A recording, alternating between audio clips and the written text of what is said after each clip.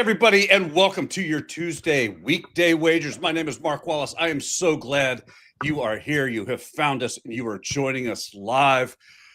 We have got a jam-packed show set up for you today, and I mean, there is so much going on in the world of the NFL. We got college basketball that's firing up, NBA, NHL, a world of things to jump into and kind of dissect a little bit. I'm kind of looking forward to getting some of Robbie Hockey's thoughts on the big trades that have happened so far, and we got more coming in. It's at a head-spinning rate. But before we jump into today, we always got to look back, and this one's not going to be for long. I thought I was doing DG and Robbie a favor by going with those Dallas Cowboys, and that'll never happen again. So, speaking of Robbie Hockey and his Dallas Cowboys, let's bring the man in already with the head shake.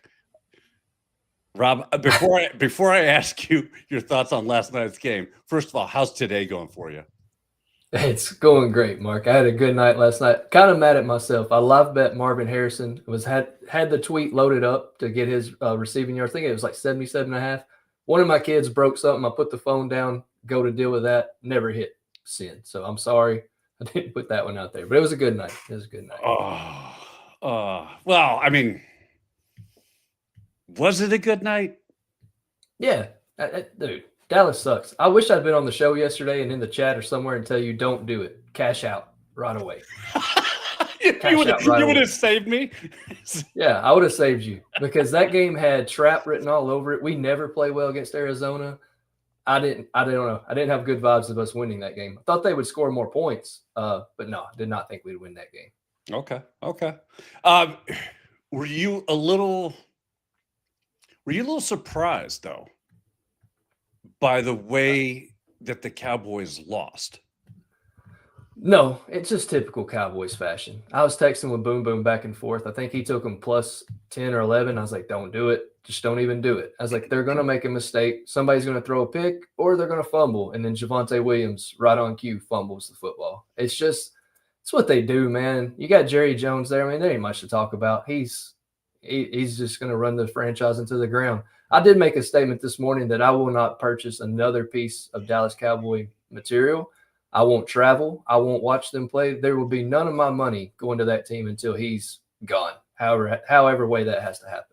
Gotcha. Well, we do have a question. Madam Presidente, Kimberly White, first of all, thank you for joining us. And look at the chat is already popping. We got plays going on and the whole thing. I'm going to get to that in a second. But thoughts on Logan Wilson possibly going to Dallas?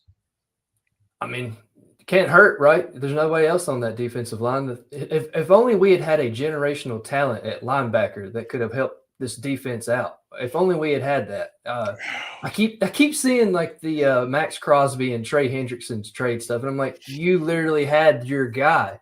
Why are you trying? It doesn't matter. Nothing makes sense. Doesn't make sense. Down is up is down. It don't matter. This season's gone. This season never started. Let's be frank. This season never started. Once you traded Micah, you just said piss on this season in the beginning. Gotcha. Well, I'm hoping things make a little sense in Dallas tonight because that's where I have a play. That's where my play is based tonight. Thank goodness it's not with the football team. I won't be making that mistake again. But listen, we are going to put together. We had so much fun doing this last week. Let's bring this back. It's a lot of fun. I enjoyed doing it. We call it the People's Parlay. Drop your picks, your locks, the things that you like. This is going to hit. We will then, after the show's over, I'll go through and I'll scan all those picks. I will go through it. I will pull up all the data that we can on them. We will put together a parlay and we will drop the video short on the People's Parlay, your choice. If your pick makes it, no pressure. Just don't screw it up. It better hit. That's all I'm saying. Yeah. No pressure.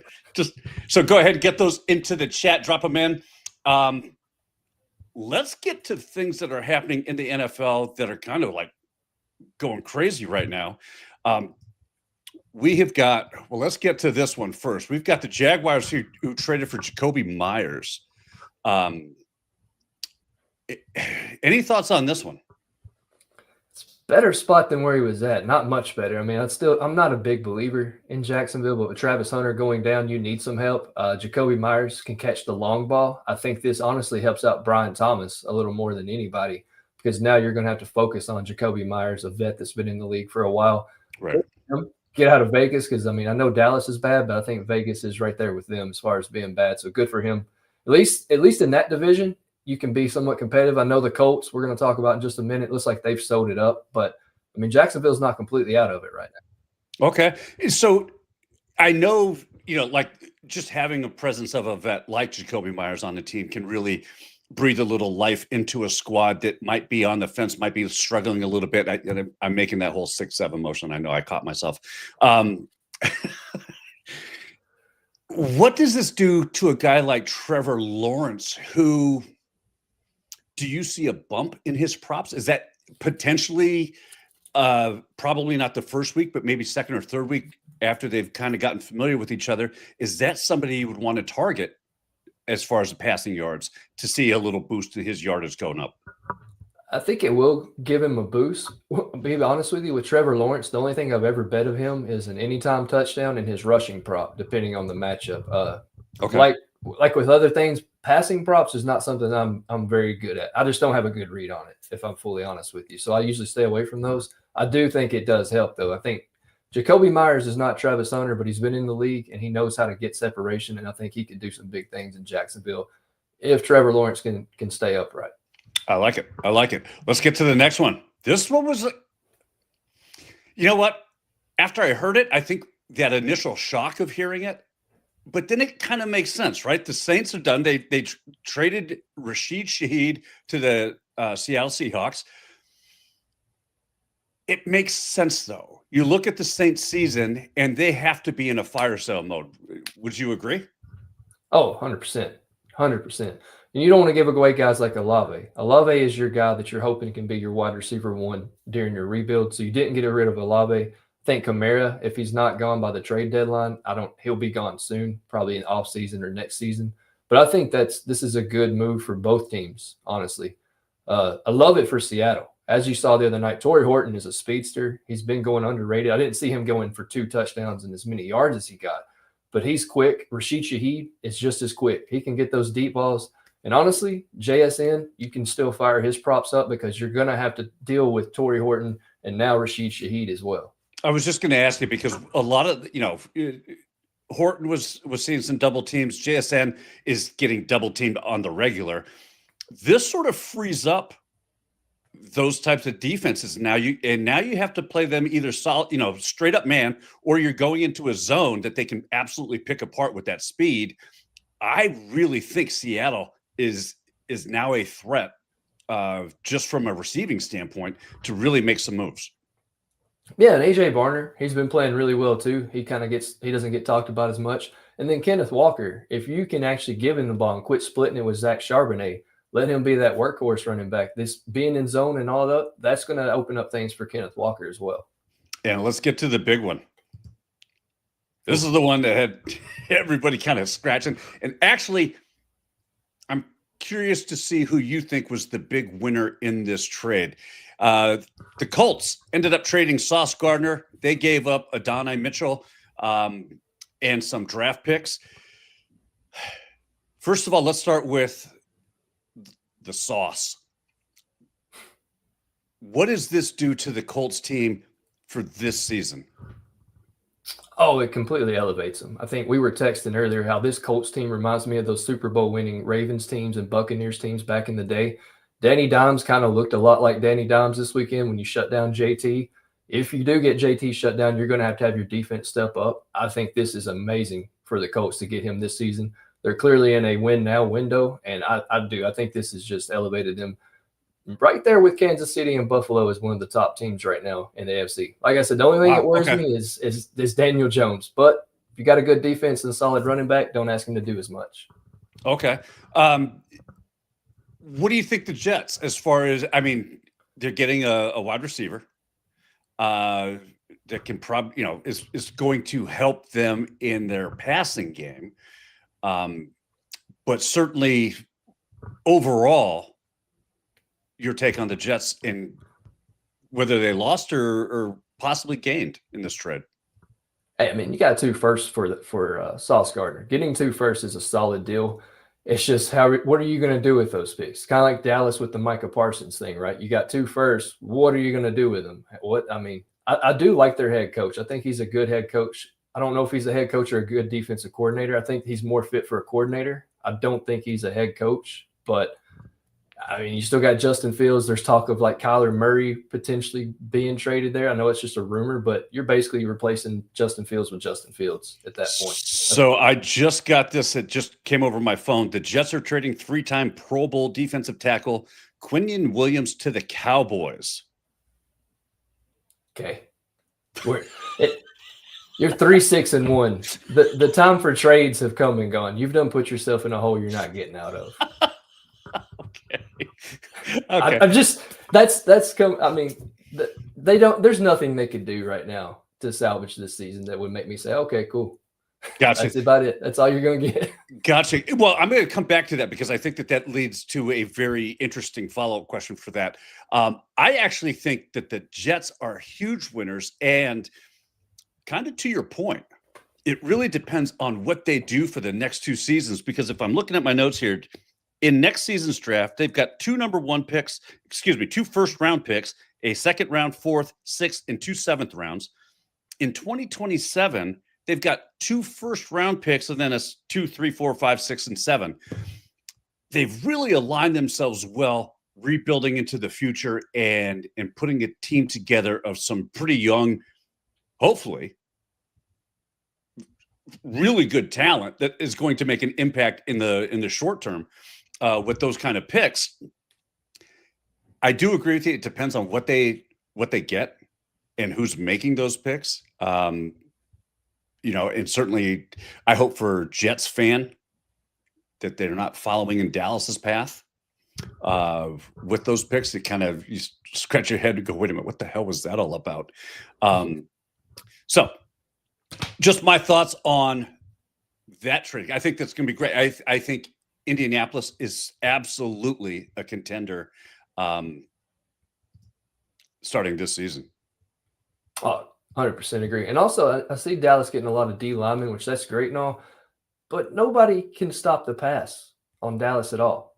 It don't matter who you put on that line. They're chucking it up, and they're catching balls like crazy. It doesn't matter. Like I said, I think the season's gone. I agree with Joe. Why are the Cowboys acting like they're in it? I don't know. I don't know, Joe. I don't know. Your guess is as good as mine, man. All right. Well, listen, as we get to the wagers, our top bets for tonight and what you and I are both on, just a real quick reminder. I know we got a couple of plays in the chat already. This is the people's parlay. This is your parlay. Give me the locks. Give me those plays. We're going to put 4 of them together, and we're going to get some nice plus odds. I'll do all the research. I will look it all up. We will put that. We'll drop that right after the show. But while you're thinking about those plays, you're probably thinking, what am I going to have for dinner? And you know what? This always helps. Hey, what's up, everybody? It's your boy Seabass, the only 5-star chef in the game. We all know sports betting is full of bad beats and tough calls, but when it comes to flavor, there's no second guessing. Bassett's Blends is the plus EV lock of every meal. We don't need a stinking model. Crafted with winning spices and bold taste, Bassett's Blends comes in 3 flavors, original, hot, and no salt, that's gonna turn chicken, steak, vegetables, any dish into a can't miss cover every night. With Bassett's Blends, there's no bad beats, no flavor fades, just guaranteed greatness. Check out the link right here where you can pick up your Bassett's Blends for a guaranteed lock every single night. Well, go get yourself some Bassett Blends. I'm telling you, it's so worth it. And JC1 has a question. Says, is the model showing over for the Miami, Ohio game? JC1, I'm going to go look that up for you right now so I can give you that information right here in real time. But while I'm doing that, Rob, why don't you explain what you're on tonight and why? Absolutely. Look, I love Kirill the Thrill Kaprizov, or as DG calls him, Capri Sun. Love him to get 2+ points tonight. The Wild and the Predators meet up in Minnesota tonight. Minnesota hasn't started off great. They're 4-9. The Preds 5-9, coming off an overtime loss to Vancouver last night. But it's what Kirill does to the Preds every time he plays them. He does nothing but score points. He most of the time does nothing but score goals. In his last 4 games, he has 2+ points against the Nashville Predators. He has 6 goals in his last 10 against the Preds. 4 of those goals were at home. So I love this spot for Minnesota to bounce back tonight, and I love this spot for Kirill to get 2+ points against my Nashville Predators. Minnesota rolls, Kirill scores. Wow, that was a lot there. And JC1, I do have an answer for you. I'll get to that in 1 second. But I'm going with there is no Earl. It's going to happen at least in the first 20 minutes in the first period between the Oilers. See what I did there? Earl, Oilers, and the Stars playing in Dallas, Texas. Earl. The Oilers and Stars, look, this is going to start off very, very slow. Edmonton is coming off a tough 3-2 loss last night to St. Louis. They had Calvin Pickard in net. Make all your Star Trek jokes now, which means that Stuart Skinner's going to get the start tonight. And while he has had an up and down season to kind of start, he has been more consistent of the two. And historically, Dallas has given him problems. But the Stars are not the Stars right now. They're not in sync. They're not putting up a lot of goals. I love this spot for both teams to try to kind of, especially with Edmonton playing on the second night of a back-to-back, they are not going to look to push anything. I love this spot here. The Oilers have yet to see a first period over hit the 1.5 in any road game that they've played so far this season, which is another reason I really like to play the first period under 1.5 goals for even money. I think that that's a gift. Those are our plays that we're on. And I'm seeing here, what's up, Capri Sun dude? Okay. I am going to get to. Oh, just DG I know giving what his I was. takes on Kirill. There we go. I know what I was going to say. So, the JC1 asked, what does the model have for an over for the Miami, Ohio? That's a college football game for tonight. And as I'm looking at it right now, JC, the line right now is at 49.5. The model has this one coming in just under that at 46. So there's about a 3-point variance between the two, which means I do like the under here. Ohio's favored. We have them. I would actually play them on the money line instead of the points. Money line, you can get it at -135. In the Sims, they've got a 62.3% chance of winning out of all the Sims that were run. So I do like that spot. And since there's only one other game, I'll give you this one. The Akron Zips, 78.7% chance of winning their game, according to our model. So I do like that with no real advantage on the total in that one, which is set at 49.5 as well. So I hope that helps. So listen, I don't want to have to start calling people out in the chat here. But when we have one of the players' parlay, the people's parlay, I'm going to start looking this up. While I am doing this, I'm hoping we get some other plays in here first. 76ers points. Joel Embiid is where? Oh, I got you right there.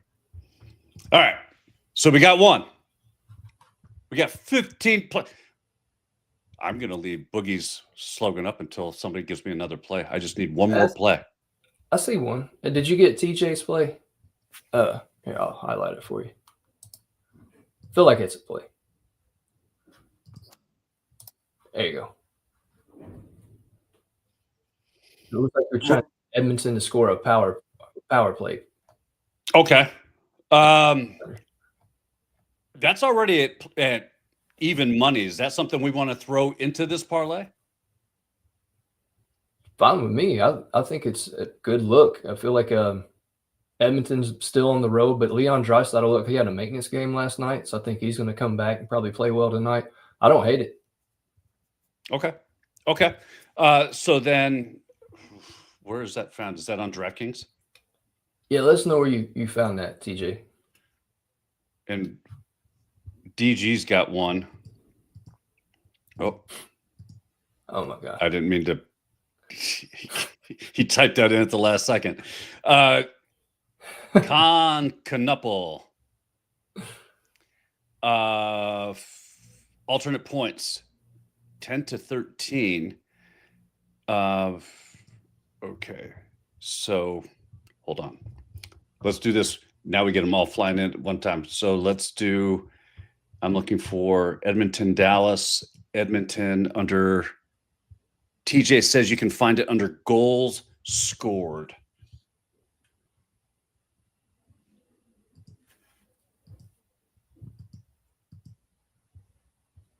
Which book are you using, TJ? That might help us too. He's using DraftKings. Because I don't. I see goal scorer. I can try to find it too if you need me to. Yeah, the only thing I see is goal scorer, power play goals. I'm sorry, I see it right here. Power play goals. Yeah. He wants Edmonton to have a power play goal, right? Correct. All right, so we add that there. Boom, done. Gotcha. We're aligned in. Charlotte Hornets DG said. So the line is 12.5 right now. All right. Well, we'll just take them on the money line. How's that? No, it's not. Charlotte Hornets. Oh, I know what he's talking about. Yep.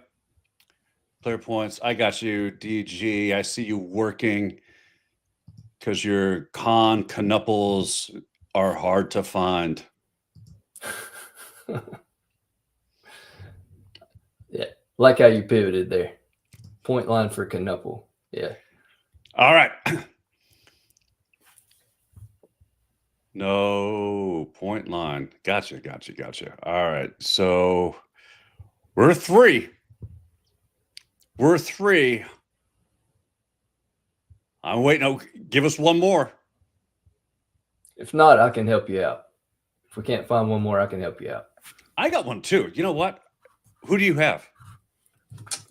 He used to be your guy, JJ Paterka, to get a point. Yeah. Back in the good old days. Yeah. Because I was going to go with. Where are you? Oh, I know where you are. Right here. Bingo. Bingo, bango.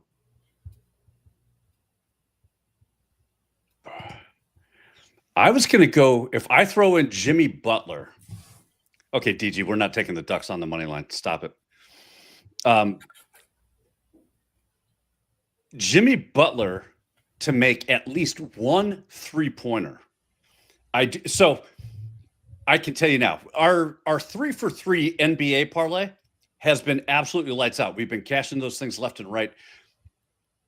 It's a crazy time the last couple of days because college basketball has just started, and so we've got the models. Everything is up. It's all fired up on the juststatsports.com website. You can go over and get all the model projections on everything. And so that's where kind of all the focus was going there. But if I pull up Butler's stats, you're not going to, I'm not even going to say it because I know what'll happen is I'll jinx it. And then I'll be like, don't I look like an idiot? And yes, Joe, I know I look like an idiot on the regular. I get you. So he's hit this in 5 of his last 7 games. He's averaging 1.3 against Phoenix. Every time he has played at home, he has cleared this line. If we put Jimmy Butler into the mix, and he's been firing threes lately, left and right. If we put Jimmy Butler into the mix, we have Jimmy Butler 1+3 made, Knuppel points at 10 or more, Edmonton Oilers power play goal scored at +100, and Joel Embiid to score 15 or more points. You put all four of those together, that's a plus 386 play. Solid. Do we like it? Go for it. I don't watch the NBA, but I like your stats that you have on Hemi Butler there. Hemi. So listen, you throw $50 on the People's Parlay, the return on that is $243.16. It's not a bad way to wake up. I will get all these stats together and put all of that together for all of us, and I will drop that here shortly, right after the show ends. We will get that all cut up and made, so keep an eye out for that. But that's going to be the play. And now, the other reason that everybody's here. This Tuesday can only mean one thing, it's especially during this time of year. It's light the lamp. And we have the aforementioned Kirill Kaprizov, Nathan McKinnon, David, serve me up a dish of pasta Pasternak, Cole Caulfield, and Mark Sheffley. Who do you like and why? I like Kaprizov. I like Pasternak. But I'm going to go off the board. I'm going to go with your guy. JJ Peterka. And let's see what I got that at. That was at, I think, plus 240 this morning when I got Mr. Peterka. Going back to Buffalo, got a revenge narrative. He's having a great year. He's put up 4 goals and 5 assists in his last 10. Buffalo struggles the most against that second line. And with him being on the line with Gunther and Logan Cooley, I think there's going to be plenty of opportunities for JJ Peterka to get a goal tonight against his former team. Well, listen, there's a reason I put him on the graphic, and that's Mark Sheffley of the Jets. The model loves him to register at least a point tonight. He has been absolutely lights out the last 5 games. He scored in 3 of them. He has registered a point in all but 1 game this season. So I love this spot for him. If he's going to get a point, let's have it be a goal. That's all. I like Gabriel Velarde in that game too. Another revenge game for Gabriel Velarde for Winnipeg, playing his former team, the LA Knights. So looking for a sprinkle and a goal scorer. His was plus 250. So I like that as well. And look at plus 250. I love it. And I don't know if you noticed, but we've had a, shall we call him a villain, show up in the chat. An anti-People's Parlay man, Raphael, the numbers guy, Esparza, says, save your money. Oh, no. You know he loves parlays deep down. This is the People's Parlay. And we're going to cash that ticket. And when we do, what happens when this cashes tonight? We got to have Raphael do something, right? Raphael's not doing anything. He's just going to put y'all into that 25% stat that he just put on the in the chat. That's all he's going to do. Well, according to Raphael, in all fair warning. So look, the People's Parlay are intended to be fun. We're not throwing crazy money at this thing. A 4-leg parlay does have the implied probability of winning at approximately 7.5%. That's because Vegas it's 77.5 if I'm putting it in, but he doesn't account for that. I was going to say, when the model fires away, I think he forgot a digit. So, all right, there he is. I knew he would come around. All right, yeah. Fantastic. He's just looking out for your money. He's the accountant, man. He's just looking out for your money, telling you what you should be smart with and what not to be smart with. There you go. Listen, that's going to wrap it up for us. Wow, we've already been doing this for 30 minutes. Again, look at the live numbers. That's just incredible. Thank you guys so much for joining us and hanging out with us. I can't tell you how much we appreciate it. If you would be so kind, hit that like button. If you aren't already subscribed, subscribe. That way you don't miss when we drop a thing like the People's Parlay short. I promise you, I will have all the stats. So you can go back and say, these guys are just throwing up random stuff and seeing if it sticks. No, we will make sure. And if there's a play in there that we have to substitute, I'll let you know, because we might have to make a substitution based on what the historical data looks like. So with that being said, Rob, tonight, so much going on. College basketball, NBA, hockey, college football. What's on your TV? Prez and Wild. That's going to be on my TV, so I can just sit and drink and be depressed about another team of mine that just sucks. You sound like you're living your best life.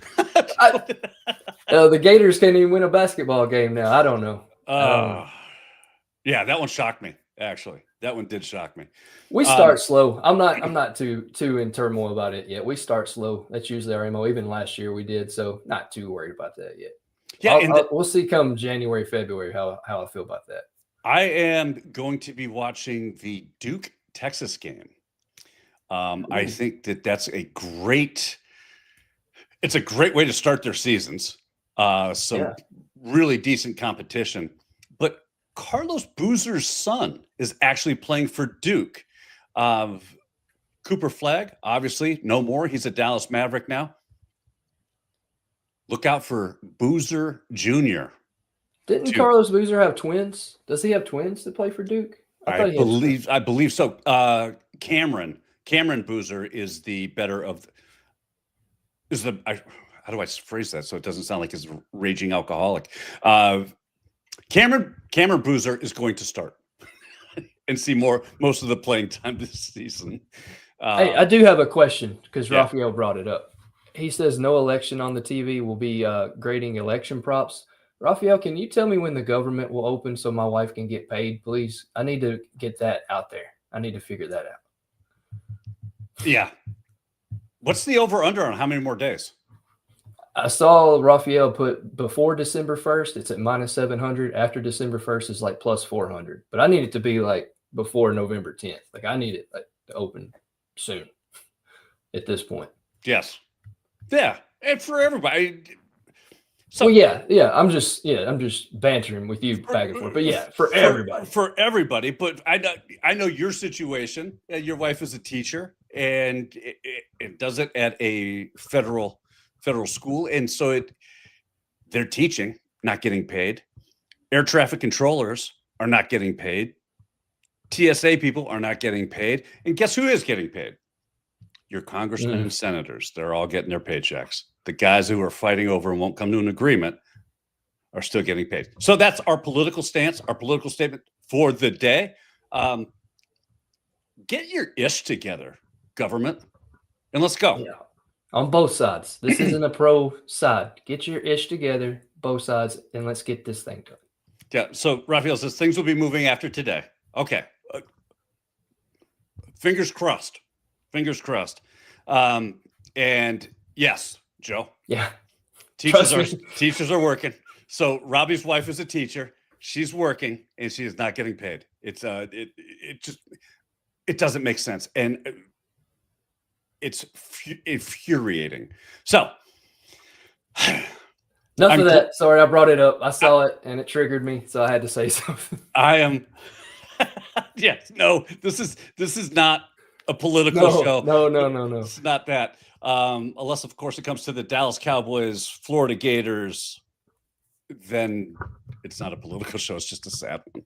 LSU Tigers, if you know, you know. Wow, well played. I like that. Well done. With that, listen, thank you guys so much for joining us, hanging out with us. We appreciate it.